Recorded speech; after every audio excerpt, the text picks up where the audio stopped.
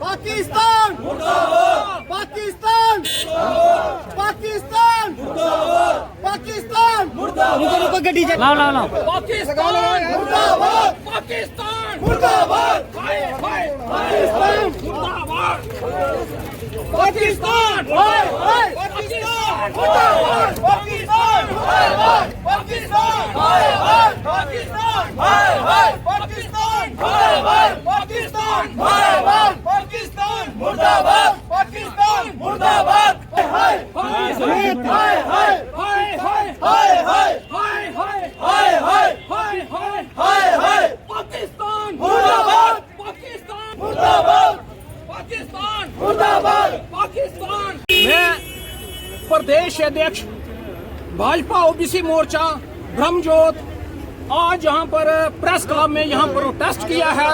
कल हमारे जो जिलाध्यक्ष थे अब्दुल हमीद नजार जी, उनकी कल गोलियां से भून दिया गया, आज उनकी शहादत हो गई है। और आज ओबीसी मोर्चा ने यहाँ पे जम्मू में प्रोटेस्ट किया है आतंकवाद के खिलाफ, पाकिस्तान के खिलाफ। और ये जो पाकिस्तान प्रस्त जो आतंकवादी है, और हम उन्हें ये बताना चाहते हैं कि उनकी इस कायर हरकत की वजह से ओबीसी मोर्चा के कोई भी मनोबल कम नहीं होगा। हम एक के बदले 100 मारेंगे, उनका नामो निशान मिटा देंगे।